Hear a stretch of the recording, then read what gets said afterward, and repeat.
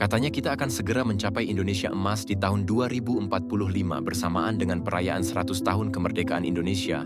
Dan salah satu faktor yang membuat kita akan mencapai itu semua adalah bonus demografi. Bonus demografi adalah kondisi di mana angka usia produktif kita lebih tinggi dibanding non-produktif. Nah, jika kondisi ini terjadi, maka produktivitas kita akan naik. Dan jika produktivitas kita naik, maka lonjakan pertumbuhan ekonomi kita naik secara signifikan. Tapi apakah kita sudah mempersiapkan diri untuk menghadapi tantangan bonus demografi? Mari kita bahas pada chapter selanjutnya.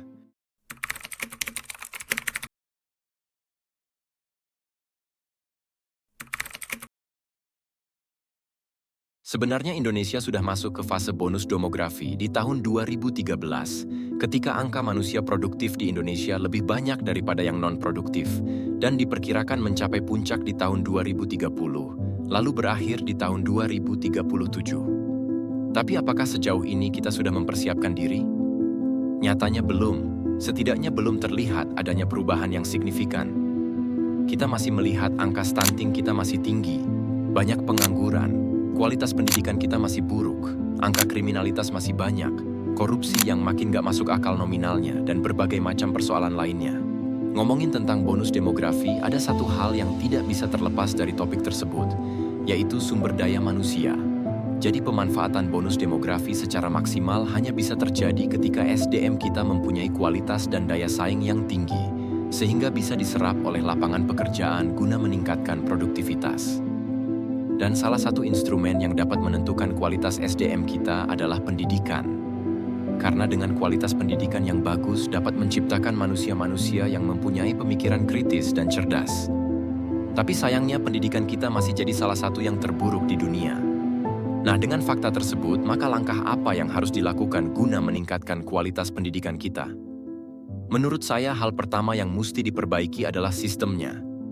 Sistem pendidikan kita memang masih banyak yang perlu ditingkatkan. Yang jadi tugas pemerintah adalah bagaimana menciptakan sebuah sistem yang bisa meningkatkan performa guru kita. Hal yang membuat guru kita kurang maksimal adalah kurangnya penghargaan terhadap guru.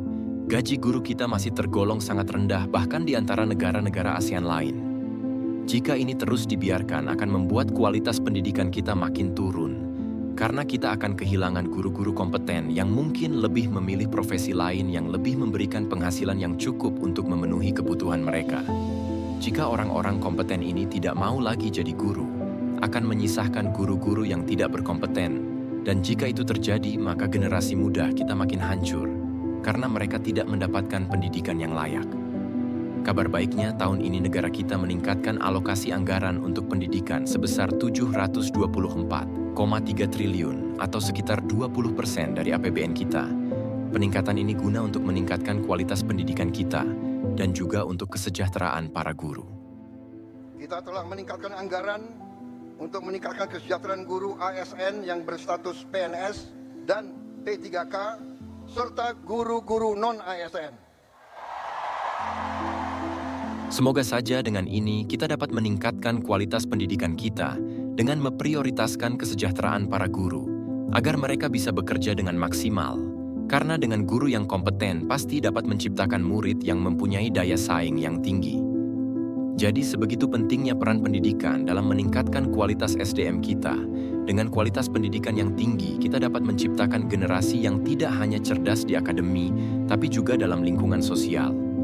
Kita juga harus menanamkan pendidikan moral yang baik bagi generasi kita. Salah satu contohnya adalah pendidikan anti korupsi sejak dari tingkat paling bawah. Karena lingkungan kita sangat buruk untuk perkembangan anak. Ada banyak perilaku-perilaku yang harusnya melanggar norma-norma, tapi seolah-olah itu jadi hal yang wajar di masyarakat. Seperti contohnya buang sampah sembarangan, menerima gratifikasi, korupsi yang sudah dibiasakan dari kecil, menyogok untuk mendapatkan sesuatu seperti nembak SIM dan sebagainya. Dan ini semua secara tidak langsung diajarkan ke generasi-generasi selanjutnya. Karena mereka melihat apa yang terjadi di lingkungannya, lalu kemudian mereka berpikir bahwa hal itu tidaklah salah karena banyak yang melakukan. Pemerintah Australia meloloskan undang-undang yang melarang anak berusia 16 tahun untuk mengakses media sosial, termasuk Instagram, Facebook, X, dan juga TikTok.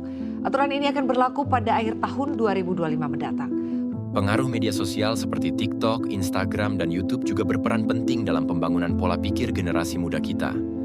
Karena algoritma dari sosial media khususnya TikTok sangat merusak pola pikir generasi muda. Dan TikTok sendiri mendesain algoritma mereka agar dapat membaca perilaku penggunanya. Oleh karena itu, konten-konten yang disajikan selalu sesuai dengan keinginan kita. Kemudian itu juga yang menyebabkan kita kecanduan dan tidak bisa berhenti scrolling. Karena kita terus-menerus disuguhkan konten yang kita sukai.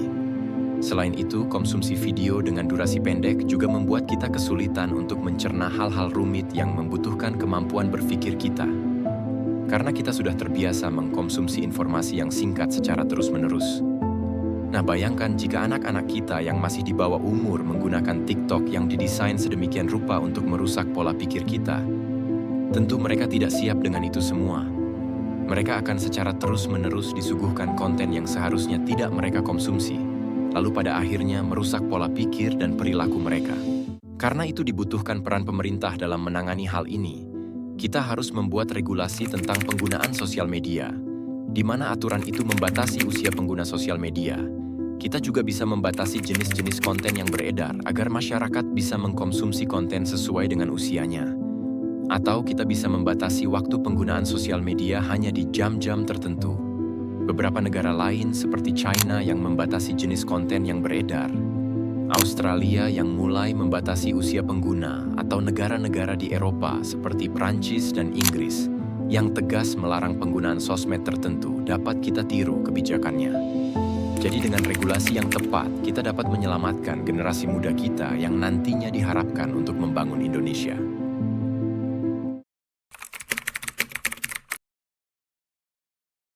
Saat ini pertumbuhan ekonomi di Indonesia ada di kisaran 5%, dan untuk mencapai Indonesia Emas 2045, Indonesia harus mencapai pertumbuhan ekonomi di kisaran 7% secara konsisten hingga tahun 2038. Disinilah peran bonus demografi diharapkan dapat membuat lonjakan pertumbuhan ekonomi yang signifikan. Tapi di sisi lain, generasi muda yang diharapkan menjadi ujung tombak semakin kesulitan karena mereka tidak mendapatkan akses pendidikan yang berkualitas dan merata, sehingga mereka kesulitan dalam bekerja dan berinovasi.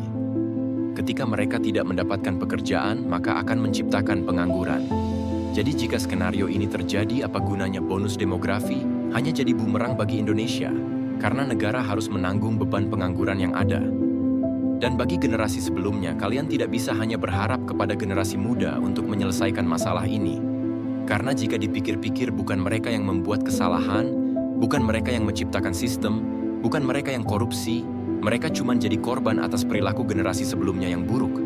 Jadi jika kita ingin memajukan Indonesia, maka dibutuhkan kerjasama di segala lini usia. Selama ini belum terjalin, maka Indonesia tidak akan pernah maju. Jadi kesimpulannya, apakah bonus demografi baik atau buruk? Baik jika kita bisa memanfaatkannya dengan maksimal. Tapi di sisi lain, bonus demografi akan jadi bumerang jika tidak dimaksimalkan.